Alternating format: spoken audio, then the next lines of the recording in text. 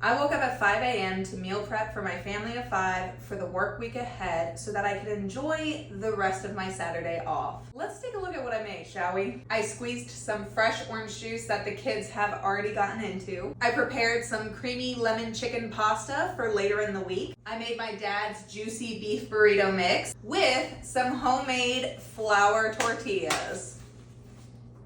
I made a few tiramisu-inspired blended overnight oats, some chocolate chip waffles that I'll throw in the freezer for easy breakfast throughout the week for the kiddos. I made my usual staple white sandwich bread, but I also tried my hand at a cinnamon raisin swirl bread as well this week. Let's catch the behind the scenes. If you guys have been following along with my meal prep, you know that I try to wake up at 4 a.m., but this morning it just wasn't happening and I needed that extra hour of sleep. But I mean, honestly, 5 a.m. still felt pretty productive. Someone recently asked me if I plan the meal preps that I do on these mornings, and technically I do. Typically on the Wednesdays beforehand, I like to try and begin figuring out what I might make. But I have to admit, I guess I let social media get to me a little bit because I try and come up with new stuff to share. I don't want to just continue to share like the exact same recipes every week. But we've also found a few recipes that we really like, and sometimes obviously I repeat those go-to meals. Also, transparently, I've made recipes that just didn't turn out that well and were not repeated. And honestly, it used to annoy me, but I kind of accept it now because I see it as a learning curve. Sometimes we have to be honest with ourselves and recognize that it's not actually the recipe that went wrong, but we messed something up. Cooking is definitely a skill, and I think something that we learn and improve over time and through practice. And these mornings have really helped improve my skill of cooking. I mean, don't get me wrong, I'm still extremely average, but I've come a long way, okay? And believe me, there's a big part of me that doesn't want to meal prep. Sometimes I question if it's worth it, but I do find that it's basically become a hobby for me. Like, I'm kind of challenging myself to become better and see all that I can learn. I also think that unhealthy homemade meals are going to be better than most processed meals. And I mean, don't get me wrong, I still like my processed food, okay? And I still find that the time invested now does save more time later in the week. Thanks for hanging out with me in my kitchen, and don't forget to follow along for more.